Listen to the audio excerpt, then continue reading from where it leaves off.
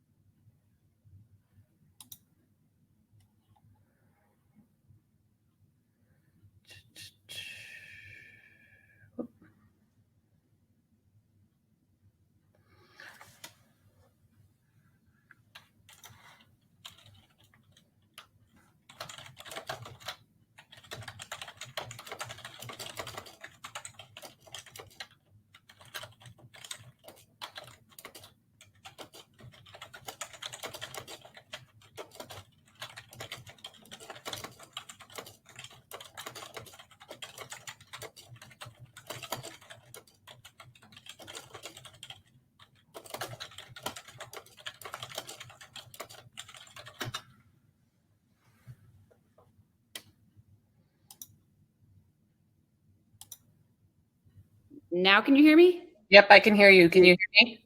Oh, am I supposed to? Oh, that's screen sharing. Sorry. Yes. Sorry. Okay, perfect. Okay. Yeah, and I'm it looks like Danielle and Scott are working on it too. Okay. Yeah. I wasn't in Chrome. That was. Gotcha. So, how are you? I'm good. How are you? Good. I had a meeting this morning with the other Rebecca too to talk about social media. Yeah. Awesome. Yeah. We have so many Rebeccas on our team. We have 3. It's weird. Yeah.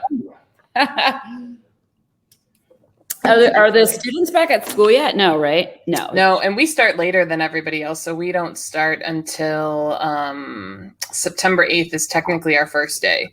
I think we have like a immersion class that happens the week before. So that starts the 30th, and we're opening our gaming center on the 23rd. So I know students will be back well before that. That's amazing. Yeah. Hopefully all goes well and this variant doesn't shut us down quickly. I know. Are you hearing anything from like the school perspective or no? Well, I'll be interested. I mean, we've been taking all of our cues, obviously, like from like the medical experts and everything. So, I'll be curious. Like, we had just lifted the mask mandate in June. So if you're vaccinated, you're not required to wear a mask on campus anymore. Yeah. So I'll be curious how and if they shift things. I mean, it feels like that's probably going to be the first thing to go back, but yeah. But the students are supposed to come back though, right? Yeah. Yep. They'll be here. Because during the pandemic, we were at like 4% of classes were on campus. But this fall, we're anticipating to be 75%. So right. I think we have some faculty that are nervous and are trying to switch, but sorry, one second.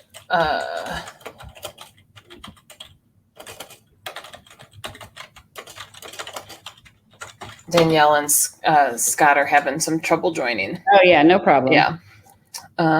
What's that art behind you?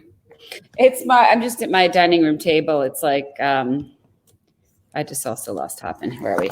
It's that. Yeah, it's just like a cute, like says all the colors on the side. Oh, cool. That's fun. Little. Yeah, I couldn't read it. Yeah. It says a good, who knew when we got it, it was before COVID, but it's a great conversation piece. Yeah. Oh, for sure.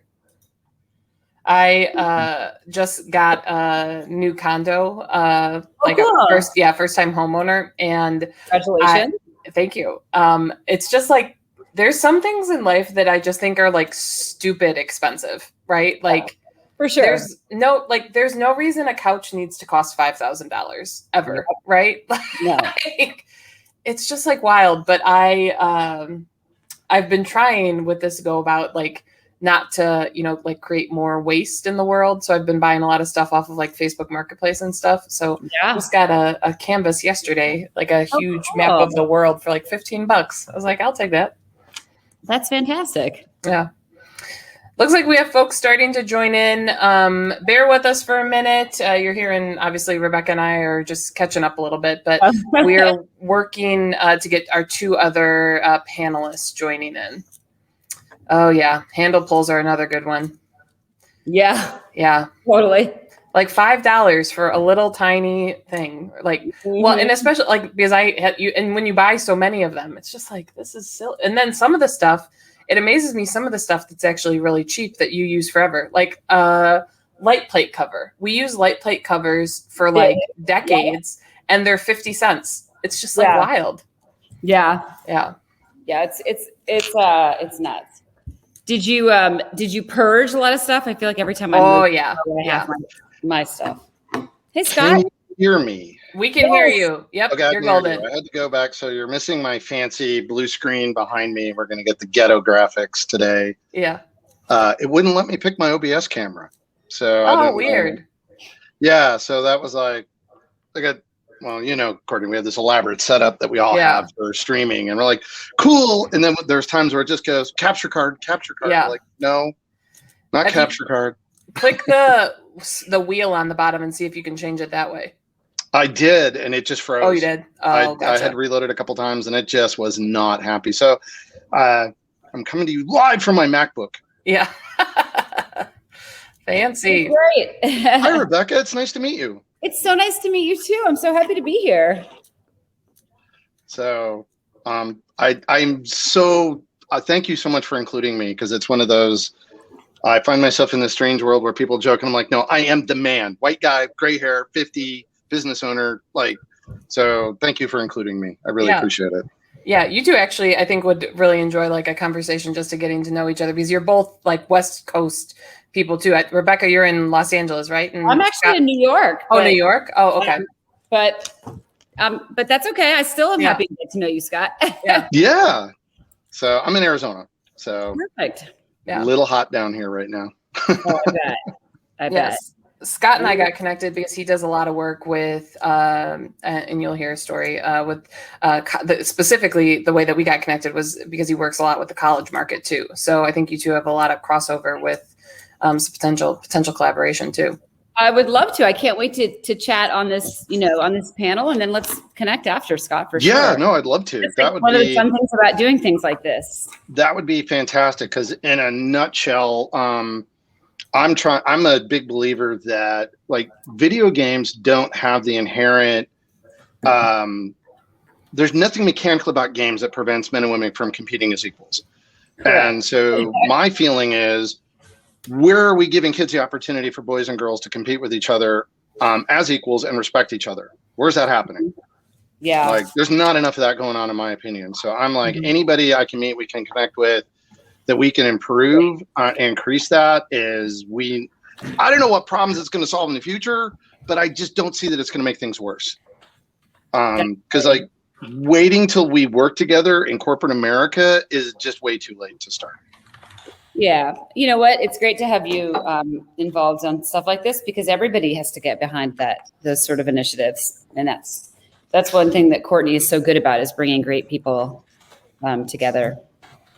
Yeah, no, she's a super connector. That is true. I try to be. But I think Danielle's still having a little bit of trouble getting in, but hopefully Todd saw the message there and can reach out to her. But I know we're, short on time, and we've got a big conversation here. So I thought maybe we can, get started, and then we'll bring Danielle in when we go. But hi, everybody. Thanks for joining us today.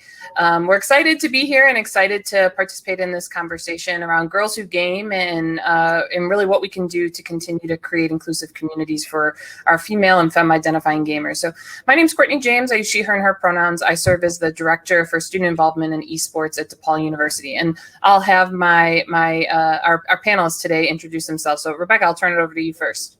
Sure. Rebecca Dixon. I'm the co-founder of the gameHERs. We are a media platform and social network for women who game and women who work in the gaming industry. And we are so excited to be launching this fall both a lot of initiatives in, originally we were calling it our college program and division kind of, but really the minute we start talking about college, we are also talking about high school. So really happy to be here, and thanks for having me, Courtney.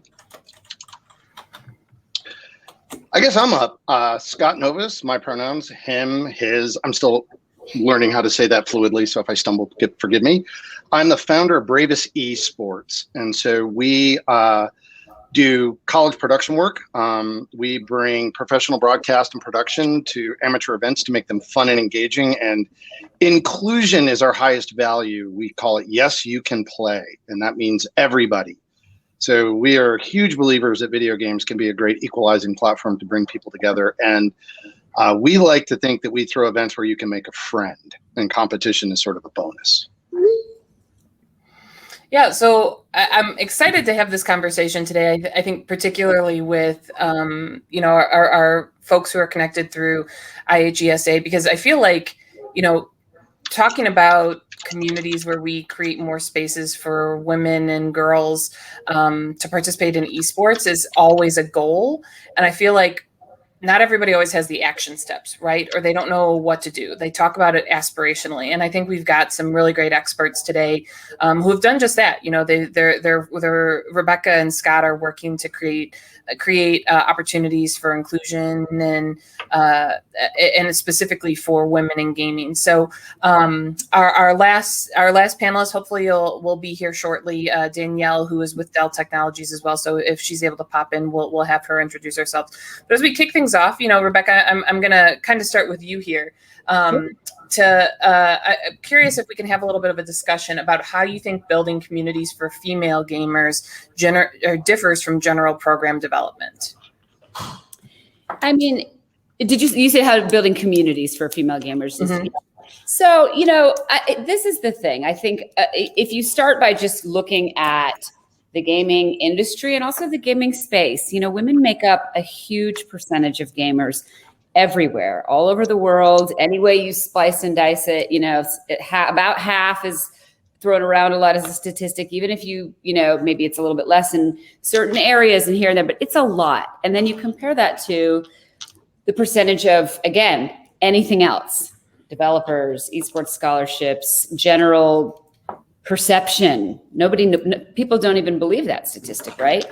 So I think the first way that it differs is and thank you, Courtney, for organizing this and inviting me to be on it, because we need to just start talking about it more. And luckily, I think both the industry and the space, the colleges, the college space, the high school space has started doing that a lot. At the gameHERs, we launched in March of 2020, right, the same month COVID launched. And so that ended up actually being a fine time to start a company focusing on this, because number one, a lot of people were home playing games. Number two, as everybody also knows, the social justice movement that got kind of a big amplification in 2020, I think also it almost forced people, if they weren't thinking about it, to not ignore it. So number one difference, just talking about it and sort of acknowledging that it's a difference, and that there's I don't even want to use the word problem, but just that it's something to talk about. Mm-hmm. Yeah, I mean, I can pause there for a minute, and I don't know if you want me to keep going, or yeah. Are we allowed to add? Oh, yeah, absolutely. Yeah. You can't have a $180 billion year industry without women being involved. It's just not possible. And in my background as a developer, I could say it was never our intention to leave women out. Why would you leave half the consumers out? And I think this is still true today, that women control 80% of discretionary spending in the household. So it was a hard problem to solve. And I think we've made a lot more progress in the last 10 to 15 years about creating games that definitely appeal to women and women's interests. And I think that's the one thing, is there's not one woman. There's a lot of diverse interests and backgrounds and distributions. It's in esports, when we get into competition, I think that's when you start to see this massive separation by zillion dudes, no women. You're like, okay, what happened here? Because women definitely compete.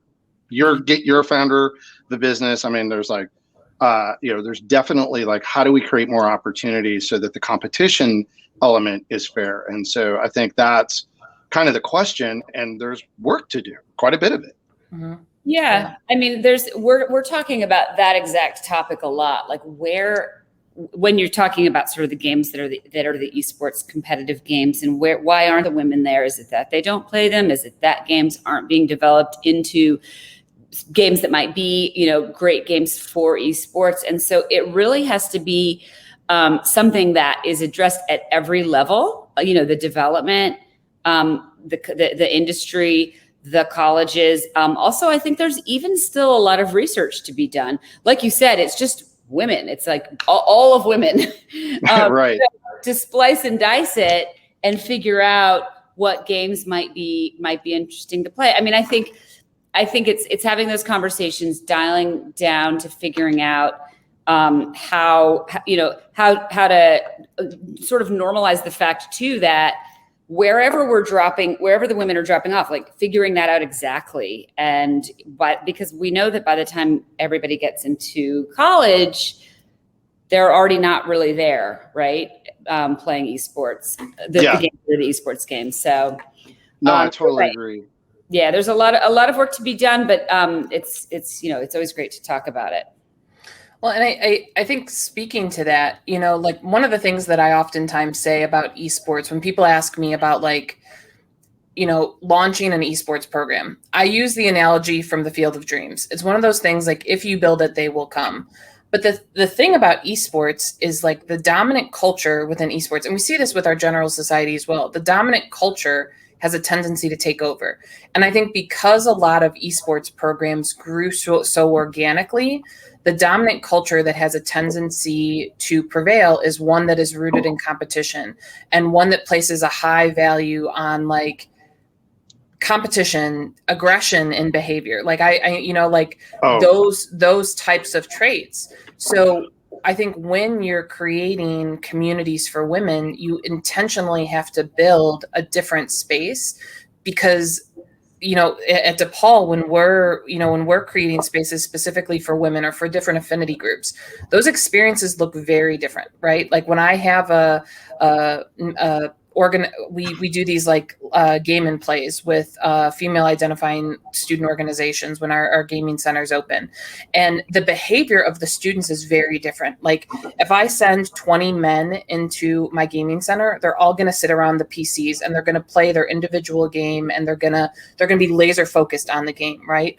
But when I send 20 women into my gaming center, they actually all sit around the console games. Even if they play PC, they all will like sit around Smash and they'll talk and they'll laugh and they just interact very differently. So there is an intentionality that I think is needed when preparing you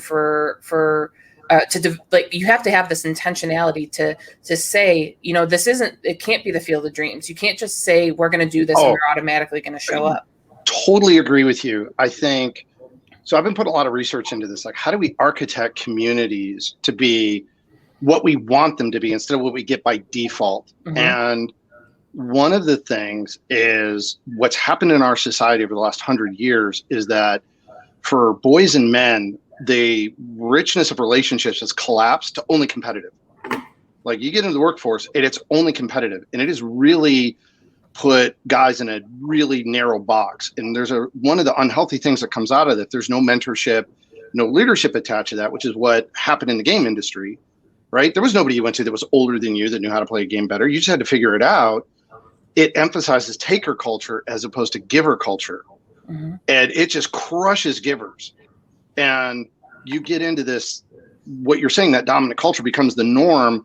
You don't want to show weakness. You don't want to get smoked. You don't like all these things happen. And it doesn't have to be that way. You can intentionally set something up. If you look at like Free Cycle, that is a deep, rich, giving culture of people that give stuff away to be recycled. And if you do the analysis, it's 50-50. It looks like the general population that participate. It is possible to create cultures that aren't, we're gonna destroy you for making a mistake. And that's one of the things that we often see, because we look at the same thing. Like these kids end up lonely. They're instantly self-isolating and say, all right, what do we do to get them together and get them to interact and communicate? And ultimately, what do we do when you have a group that's excluding other people? You have to address both halves. How do you get people that are left out to have the courage to get included? What support do they need to walk in? And the people that are excluding, all right, we got to get them practice, including people. We got to get them comfortable, like different behaviors and different actions that make it easier for them to bring people in. And so I've been trying to study all the different types of groups that are being successful in pulling that in. But you're right, Courtney, if you don't do this intentionally, you're going to get what you're going to get by default. And some of these games that are really popular have awful cultures. They're just bad. I wouldn't want anybody to go into them. And you're seeing some of that. There's some of these that don't want new players. And Scott, it's an interesting thing to say, sort of as a follow-up to what you were just saying, is there's like the super short term, or I guess like intermediate solution, and then there's the long term. What do we want to be forever, right? And one problem is that this is sort of anecdotally something that comes up in a lot of conversations we have. Hi, Danielle. Hey, you made it. You made it. I'll finish saying what I'm saying, and then you can introduce yourself. One problem that we find is that not every, high school girl who's a gamer wants to be like a big trailblazer in being the first game, esports person. They just, like, if it already was a welcoming environment, or if there already were some women there, yes. Great. But, actually an example, one of what Courtney and I have been working on together for the past year is that we have almost a year, we have the gameHERs has a collegiate chapter program at DePaul. And the whole purpose of that, there are a number of purposes, but they've been such a great pilot partner for this program, because it's like, if we, create this group, it offers an opportunity for leadership. They have an incredible leader. They have, social media. They have sort of a formal way to come together under a name that sounds like it could be a group of women who game, right? And so then that exists, right? So then maybe someone in high school sees like, oh, cool, DePaul has the gameHERs there. So that might be somewhere I want to go. That's great. But what about the schools that have no women? That's like, what's that intermediary step? And so that's a tricky part too, I think, thinking of like, what are we going to do right now to change it? And then like, where do we want to get from that point? And so it's interesting to hear that you're researching a lot of those things, because I do think, like you said at the beginning of this whole thing, we have a lot of work to do. And so it'll be interesting to get through step by step. I totally agree with you. Like, I think there's two key elements that seem to pop up over and over again is people like me. And that doesn't have to be any kind of stereotypical. It's like, is there somebody comfortable and safe you can relate to right away? And I think that this is like for everybody really, but it's like, can you see yourself, right? It's what did Adam Grant call it? An uncommon commonality. Yep. So that safe, position. And then I think there's the second half is progression. Like, how do people grow? Like, they need to benefit really quickly from being part of the group. So it's like the onus on the group to have a focus on how do we deliver immediate benefit to the new members. And so comfort and initial benefit with a design towards, okay, you benefited, you're part of the group now, there's an expectation you're going to get back in the future. And this is what it looks like. And I'm hoping you guys have answers how you go from zero to lots, because it's like where it's worked for us is when we've invaded environments. And I say that invasion is we're welcomed in the front door and it's already balanced and everybody's already there. Because if there's already a critical mass, it's so much easier than starting from scratch. Definitely. Like New York classrooms, we go into those general population and we let the kids pick what games you're going to play. The girls play and they compete. They're really good. Right. So if we start with the premise that it's going to look at the beginning, if we get to start at the beginning, what it looks like at the end, it's a lot easier than asking one girl to walk into a room full of dudes. That's tough. Well, we're gonna pivot the conversation there in a second, but I'm gonna pause for a second and let Danielle introduce herself, just so people, when she starts, sharing all the good things, people know who she is and what her context is. So Danielle, we'll turn it over to you for a second. And you're muted.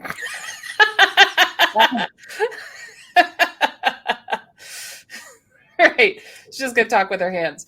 But well, Time to learn sign language. right. We'll get that going. But I think what we're starting to talk about here is a little bit of barriers, right? And I imagine some of our listeners here are like, yep, we know the problems. So I'm curious, like, maybe if we can take some time identifying some barriers that we've seen and give some real solutions or things that have worked or mitigation strategies. And I think, we talked about one already, like the representation matters, period. Right? Like, and for you need to be able to see yourself. You need to be able to see the possibility of yourself. And like, that's why DePaul chose to partner with the gameHERs, because we have some different strategies and things that we're doing. Like we we implemented a bystander intervention training to start to address some of the root issues that we're having. But part of the reason we chose to start this relationship was because I wanted our students who are female and femme-identifying students to see this is a value that we have, and it can be with an organization like the gameHERs, it can be somewhere else, but representation truly does matter. And I think there's more and more organizations that are starting to partner or starting to pop up, and like a group like the gameHERs is great. And I mean, I don't want to speak for Rebecca, but they'll partner with any group, and you can take advantage of those resources, take advantage of those opportunities, the panels, the features on the gamers in your community, all of those different things. But if you can find a way to spotlight that and show other women, our numbers have significantly increased. They're not great yet. Like, they're not exactly where I want to be, because I still believe like we could be at a 50-50 ratio. But with some of the strategies that we've had this year at DePaul, we went from having like an 85-15 split to a 70-30 split between men and women in our teams. And that's a huge jump in 1 year, right? Oh, it's huge. That's a jump because we created these high profile ways to feature our female gamers, and we've started putting them at the forefront so that women saw themselves. And as a result, we have a female student on our Call of Duty team. Lots of women play in our League of Legends team, Valorant, Overwatch. And they're not just in support positions. They're in those competitive positions as well, which I think is really valuable. But yeah, curious to hear from others about barriers, or if you have any thoughts about representation as well. I'm just claiming my place in line to talk to you next, Rebecca, because definitely partnership. Yes, we got to talk. That. Yeah. So what I'll do is I'll tell you the strategy that we use to try to take down the barriers that I think exist at the gameHERs, because I think the best case scenario for us is that everyone would sort of implement these strategies, and that's why we're trying to have this conversation, right? So number one is, you already said it, Courtney, everybody, literally everybody needs to feel like they can see themselves somewhere in groups that they're joining, in industries that they're joining, in organizations, in colleges. And so what does that actually mean? It means that, like, when we launched our website, our blog, we have people from all different walks of life writing for us, all different types of gamers. I mean, I'm not even going to start listing different categories, but it's just all the different places that might touch gamers even outside of gaming. I mean, mental health and gaming, everybody knows there's a big tie in there. Gaming is a great resource for mental health issues. We have, a great trans gamer who blogs for us. We have just all sorts of different people. We have, when the Me Too movement in gaming kind of reemerged last summer, we had a gentleman reach out to us and ask if he could write for us about what can the guys do. This has to also be, of course, supported by allies. And so I think representation is super important. I think also, you mentioned that we like to partner with anybody, and we literally, truly want to partner with anybody, because what we felt like when we launched our company, and we launched it as a company to be a media platform to amplify and celebrate all the incredible women who are in this industry and in this space already, right? Like Courtney and Danielle, for example. If we elevate them. And what does that mean? It could mean anything, you know, write articles about them, I quote Courtney all the time because she was instrumental in getting our chapter collegiate program off the ground. You know, she said, you need a go-to solution and a collateral folder that you can send on the Google Drive. You know, she's somebody I use a lot because she's incredible and she's doing a lot of good work. Well, hopefully other people hear that story, right? Or they see Danielle and they say, Danielle Rourke, she's at Dell. She's in this industry. Like, who is that? Could I do that one day? I think amplifying, celebrating, and also partnering. So one question we get asked a lot too is like, oh, well, you know, you launched in March 2020. What about this group? And what about this group? Are they competitors of yours? And we're always like, competitors in supporting women? No, we're allies. I mean, there's no competition there. What? Even from the perspective of we're a company, the reason we're a company is because we can move the needle more faster with brands behind us, with colleges behind us, with those kind of strategic partners. But I mean, I have yet to come across someone who, if they are interested in finding a way that we can support each other, that we can't find a really great way. Mm-hmm. So I think that's the other piece of it. See, that's fantastic. That's so great to hear, because it goes right to what you said at the beginning, Courtney, about a bunch of guys that go into the room and go to the separate computers and never talk to each other. And there's a lot to be gained by helping each other. Mm-hmm. And that's awesome. And I got to reach out to you because there's a couple of people that your platform would love to shine a light on. Kendra Beaver over at Generations and the incredible work she's doing. Missy Ascension, ASU president, club president, who's just kick ass. So it's like, as I come across them, I'm going to feed them to you, because those need more exposure for leaders. And it's, you know, I'm passionate about both aspects, because it's one of those, like, I've been reaching out to Playworks. If you're familiar with them, mm-hmm. their campaign, you know, they're all about anti-bullying, and it's the toxic behaviors we see online are really similar to the bullying behaviors we see in the playground, and they're amazing at what they do. And we're trying to figure out, how do we redirect that energy? Because I don't want to be in a position where we're throwing people away. And sometimes people act out to get attention and support. And so, you know, this isn't to condone bad behavior, but sometimes, especially with kids, where they just don't know, they'll do things they don't need to be doing. And it's like, what we want to see are more mentorship. And that's why we really need more female leaders in gaming, so that we can role model for these younger players what healthy relationships look like. So we need to have that balance of, hey, this is what's acceptable. This is what you should strive to be. You know, that we call it lift and climb, right? Or climb and lift, however you want to review it, is we're helping each other up. And that's the thing we want to role model for kids. Mm-hmm.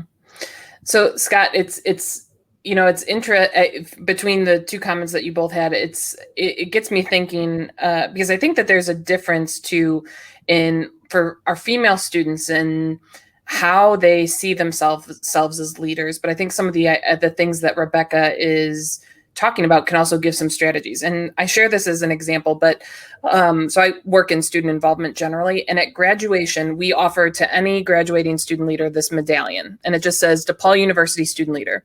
Literally anyone who has held a position at DePaul can request it, like anyone. Cool. And you would not believe, like, we have them do a little reflection and say, like, how did you lead? And I'm, you know, because I can see who's submitting what. And like, I'll get some from some of our male students that are like, I was the t-shirt chair my freshman year, and they request a medal. And then I get emails every single year. I can like guarantee it. I get emails from female students who are like, I was the vice president of this organization. I launched this initiative. I did this study abroad project. Am I considered a leader? And I'm like, yes. Oh my God. No doubt in my mind, yes. Oh. But I think like some of the things that Rebecca's talking about, like the blog, that's a great, like, part of what we need to do is, even if you don't have the capacity yet to create a mentorship program, or you don't have the capacity to do some of these like bigger things, like you can take some low-hanging fruit so that you can start to reframe the mentality for your female students who are engaged, so that they see themselves as leaders. Because when they start to see themselves as leaders, they become more comfortable in going to these other environments. So like the blog is a great example. if some of you are working with a female student and they do something really impactful, start a blog for your school, right? Start an esports blog and have them publish and write for it. Yes, it might get out there. It'll help you tell a story, but the worth and value that it does to that female student to have them put words into action about their value and just starting to shift some of that language, it's monumental. And go ahead, Scott. No, I totally agree. In fact, one of the things I would love to see as to what you talked about, that question of am I a leader? You're like looking at this list of credentials, like, how do you not know? Mm-hmm. And I think one of the things culturally that I would love to see is more profiling of like grassroots women that are just phenomenal leaders. I think Connie Perez, who was the CEO of Boys and Girls Club in East Valley, she used to run a healthcare company. She managed doctors, right? And it was just like, she is one of the highest EIs I've ever seen. Her ability to talk to people with respect, like, everybody should look at her as like, try to be a leader like that. Or Denise Prawl, who runs a tax accounting company out of Indianapolis. And I'm like, she never apologizes. Strong, confident, capable. I'm taking a class with her right now. And it's just like showing, like, I don't know how that translates into gaming, but just female as leaders. Like, how can we put more of that? And to me, these video games are a rich environment for young women to come in going, especially if you like tech, you're going to end up managing dudes. This is a phenomenal environment for you to get comfortable with that, interacting with people. Like, it could be an amazing leadership academy is if you approach it that way, because this is a lot of what the environment is today. And I think the more women we get into that environment can help shift the culture, and both men and women are going to benefit from that. Mm-hmm. So it's like the more leaders we can profile and show, it gives people an example of, Ruth Bader Ginsburg, obviously the big ones, right? Sheryl Sandberg, the big ones, but it's also hometown heroes, mm-hmm. right? People that are in your community that are leading and running businesses that are like, hey, here's what I do. My last controller is now the chief operating officer for a software company. Mm-hmm. That she worked her way up the ladder. And it's just one of those, like, she's a phenomenal leader. And that, I think, like, seeing like what we can do to promote just more women leaders in general would benefit the whole community. I could be wrong about that. I just feel like the more people can see it, the more they can see themselves doing that. Mm-hmm. Well, and I think it's more women too along the way, right? Like, because it's easy for us to pick the marquee people, right, in any field, whatever, no matter what the field is. But like, so it's easy to talk. And I think oftentimes when I talk to female students, they get intimidated by the in-between, right? Like, they don't see the natural progression, and I think that's one thing that we can do better as educators, is to show the baby steps, right? Like, because I think we oftentimes, if we only put on, if we only put the marquee people or the people who are at the top of their craft on, like, if we only celebrate them, our students are going to get, our female and not non-binary students are going to get imposter syndrome, and they're not going to start on the journey. So we've got to do more as educators, like, find it, a female teacher who games that is well respected, and showcase that, right? Like, show that, like, because I think we don't talk about enough the relationship between, like, leadership and social capital. And, like, if you can find, students or influencers or people that way, and that you can start to show the pipeline, all of that matters. Like, those and because, yes, Scott, like, the marquee examples are essential, but I think we've also got to think about, like, who is, like, the average Jane, right? Like, mm-hmm. the average Jane that doesn't consider herself to be a leader, but she's paving the way because she is going to serve as a role model for all of these people. Yeah, I totally agree. The incremental steps make mm-hmm. it much more achievable for people. Like, mm-hmm. Step one, found $1 billion breakthrough company. That's a tough step. Right. Yeah. So, we're talking a little bit about this a little bit, so I'm going to keep leaning into this, but when we talk about like a boldly inclusive community, like if we're dreaming about like, what does this future look like for esports, and what does, an inclusive community look like for gamers, like down the road? I'm curious, like, what do we think boldly inclusive communities look like for esports in the future? Well, I'm going to throw one out that's probably counterintuitive. I want boys to be able to compete with girls and lose without disgrace. I want them to be able to accept and for us culturally to accept that the best human one, regardless of where or what they look like. And I think that culturally we've got a problem with that. And I think it creates a lot of other problems. And so I'm trying to figure out what can we do to be in that position where we're cultivating excellence in people and we respect excellence, and it doesn't become this, oh, you got beat by a girl. And that's just horrible. And that through exposure, through repetition, through the programs we're putting together, I think, and the other part I think that will come out of it is a restoration of the richness of relationships that are available to all people. Like you might not remember, like in 2005, when George Bush was president, the Prince of Saudi Arabia was holding hands with him in the White House, and that caused a U.S. furor. 100 years ago, that was not a big deal. And I think that's part of what we're losing is we need better richness in our relationships and the way we connect and bond with people. And that's what I'm hoping to get out of these programs. And I think, honestly, women have to lead the way there. And that's why I'm so passionate about how do we create more opportunities for women to get in, because they, like you noticed, they'll sit down at a console and they're more open faster, they communicate faster, like they live longer. Like there's a whole bunch of things that come out of this that are, I think that it'll be beneficial for both groups. Mm-hmm.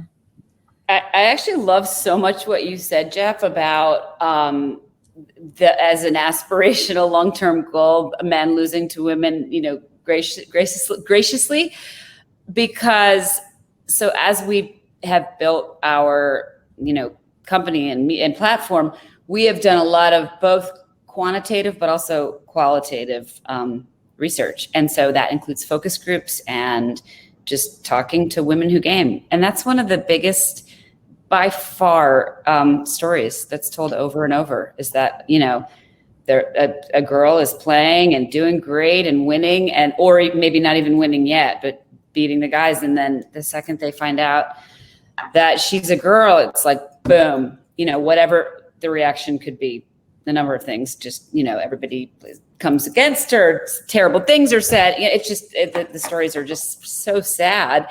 That is a great goal. And I think that when you think about getting there, it is all the different touch points. It's talking about it. It's creating the jobs it's doing.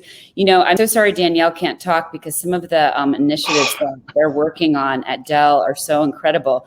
And I wish I had like the exact, verbiage in front of me so I could just talk about them a little bit. But I'm working with kids a lot and really making sure, she's a Girls Who Game mentor, and they have so many events. And when you start teaching young boys how to, we always say it's both, mainly just be nice in gaming, just like life.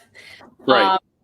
The conversation really, it becomes bigger when you include everybody. So I absolutely love that as a goal. I do think in order to get there, I think it's multi-pronged,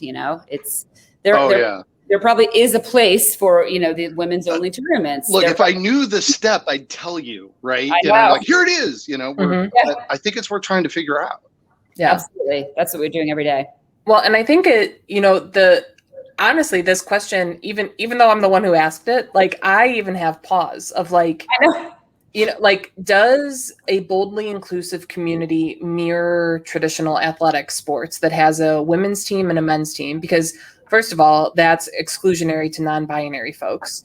Yeah. So like and esports should be like, that's the differentiator for esports is like, it is a great equalizer, like as long as your fingers can move fast, like you can be good at esports, right? And you can communicate. So like, to me, it's a really interesting point of reflection about like, it's something to think about. And like, as I think about our goals for our program, because it's harder for esports for us to have a standalone women's esports team, right? Like, because I gotta tell you, I just feel like if we copied traditional sports, it'd be a travesty.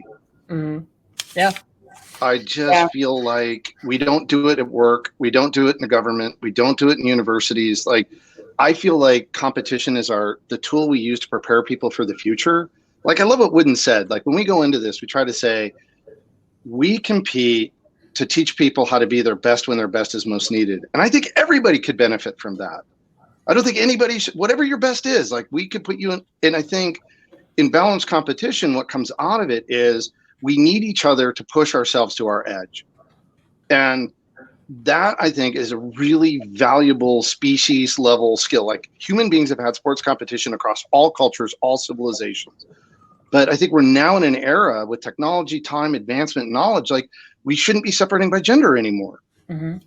So that's just maybe I'm a heretic there, but I just feel like, oh, we did that. That was the muscle economy world. We're in the mental economy world now. Mm-hmm. Like, and we need, here's an example, like, why I think esports should be a training ground for more women as leaders. In Phoenix, there's this really brilliant, innovative cancer clinic, and it's a spa. And it's for breast cancer. So when women go in, it's a spa. And the day they see the doctor, they give them all the information. A woman led that. Mm-hmm. Like, that level of innovation has to come from a different perspective. And we've got giant systems that were set in place 100 years ago. They're on autopilot now, and they're a nightmare to change. Mm-hmm. So we need more female leadership to bring that kind of change across a wide range of systems, and especially our technology and our engineering. And so, to me, we lose. When are we going to learn how to work together if we're not going to do it in esports? Yeah. It's not okay to fail in school. We can't do that, right? Nobody's really thrilled if you flunk out of math. That sucks. So sports competition should be the safe place where we can go, I don't know if I can win. Yeah. Well, and you can, I mean, the thing that I always land on too when we like talk about traditional sports is like, they didn't really knock it out of the park either. Like, look at the difference in pay for NBA versus WNBA players, or look at the inequities in the NCAA basketball tournament between the men's and women's workout facilities. So, like, I don't think our bold That's so solution, embarrassing. Yeah, our bold solution can't be like, let's do something that failed for everyone else. So, like, when everybody always asks me that, a question I frequently get is like, are you trying to create your own athletics department? And I'm like, I mean, I would love the money and personnel resources that our athletics department has, but like, they also could be doing some things a lot better too. But it's hard to believe we're actually almost at our concluding time. So I'll give everybody an opportunity for wrap-up thoughts, but I'm also going to ask our panelists to put your contact information in the chat just in case anybody has any follow-up questions. But if anybody has any wrap-up thoughts you'd like to share, feel free to say them as we round out our time here. So how about Rebecca? I'll start with you if that's okay. Yeah, sure. I just mostly want to thank you for having me. I am totally available. I do love connecting with anybody, any organizations that think they would be there might be synergies, and also any humans. I'm super active on LinkedIn. I am also on Twitter and Discord, but much more active on LinkedIn. And then the last thing I want to say is that I think Danielle put it in the side, but since she can't talk, I want to say one more thing, which is that Dell really does some incredible things. So click on the link for the virtual esports conference that they just hosted, because it was really, really incredible. And they talked about so many of the values that we just discussed, physical and mental health and wellness, pathways to college and career, inclusive communities. And so they're just doing a lot of stuff too. So I know, have gotten to know Danielle pretty well over the past year. And I know that if she was giving her wrap up, she would say, reach out to her too. So that's it. Thank you. Yeah. Scott, any final thoughts? Rebecca, I can't wait to connect with you. And Danielle, we've got to talk. I definitely would love to connect up. And thank you. It was an honor to be on this. And I'm excited that if anybody in the chat wants to reach out, and find out more about what we can do, and if you think you can help, we'd love to talk to you as well. Absolutely. Thank you. Thanks, Courtney. Thanks, everybody.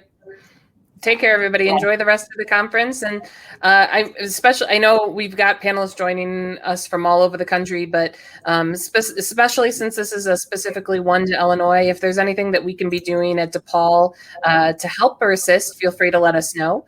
We've got lots of great points of connection. Even if you want to just come out and see our facility, you're always welcome to come and tour. But yeah, Todd has my information too, or I posted it in the chat. But we hope everybody has a good rest of the day and enjoy the rest of the conference. Bye-bye, everybody. Bye.